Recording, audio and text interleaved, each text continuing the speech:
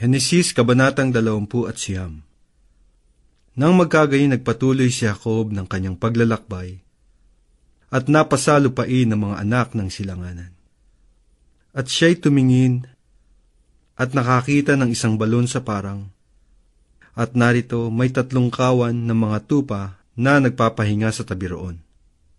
Sapagkat sa balong yaon, pinaiinom ang mga kawan, at ang batong nasa ibabaw ng labi ng balon ay malaki.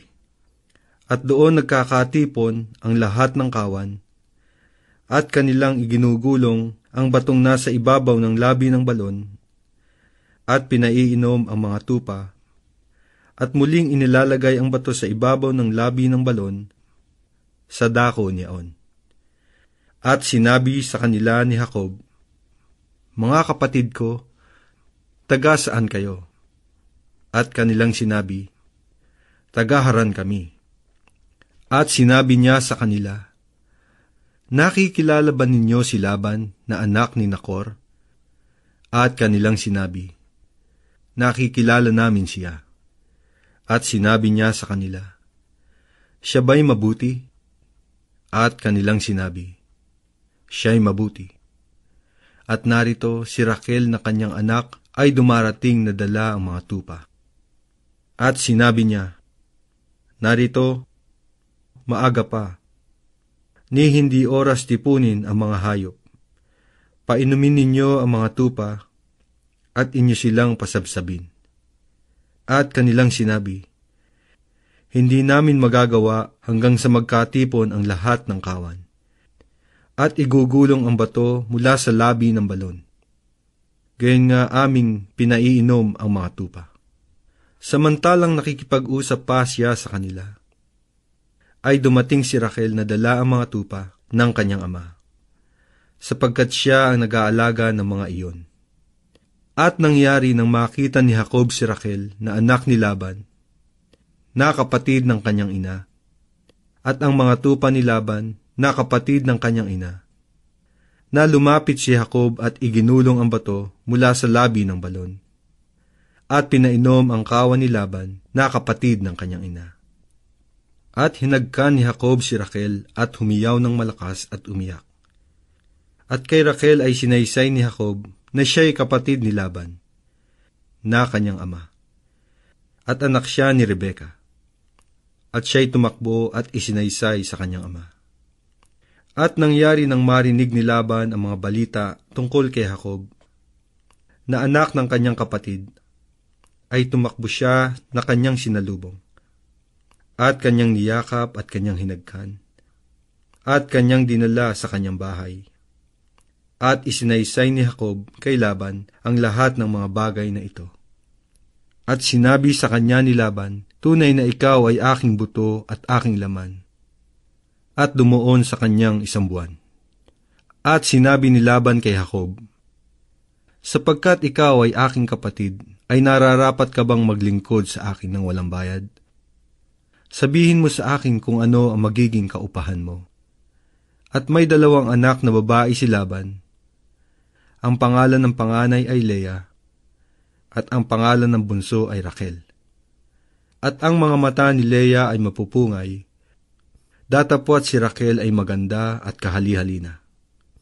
At sininta ni Jacob si Rachel, at kanyang sinabi, "Paglilingkuran kitang 7 taon dahil kay Rachel, na iyong anak na bunso." At sinabi ni Laban, "Magaling ang ibigay ko siya sa iyo, kaysa ibigay ko sa iba.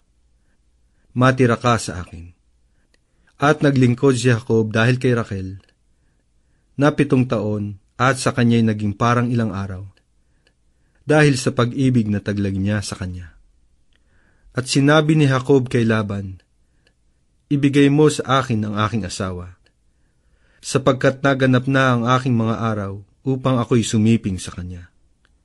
At pinisa ni Laban ang lahat ng tao roon, at siya'y gumawa ng isang piging. At nangyari ng kinagabihan, na kanyang kinuha si Leah, na kanyang anak, at dinala niya kay Jacob, at siya'y sumiping sa kanya. At sa kanyang anak na kay Leah ay ibinigay na pinakaalilang babae ang kanyang alilang si Silpa.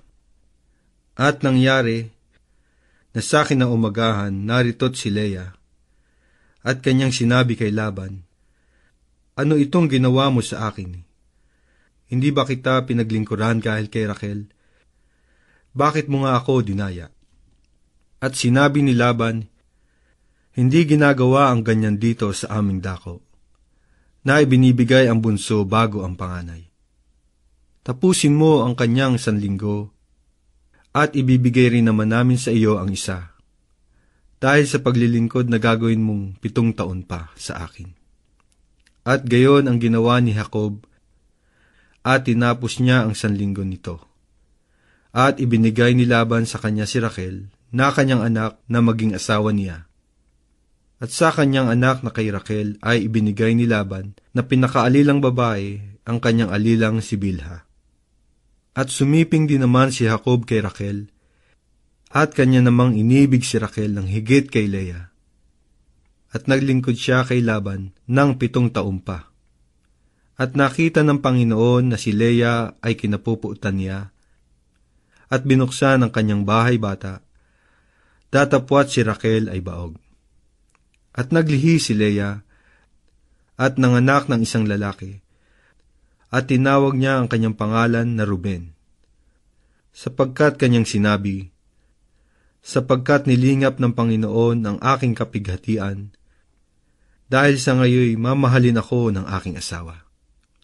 At naglihi uli at nanganak ng 1 lalaki, at nagsabi, "Sapagkat narinig ng Panginoon na ako'y kinapupuutan, ay ibibigay rin naman sa akin ito." At pinanganlan niyang Simeon.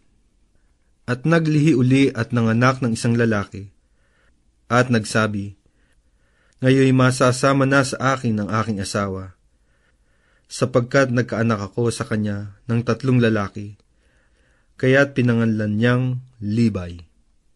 At muling naglihi at nanganak ng 1 lalaki, at nagsabi, "Ngayoy aking pupurihin ang Panginoon," kaya't pinanganlang Juda, at hindi na nanganak.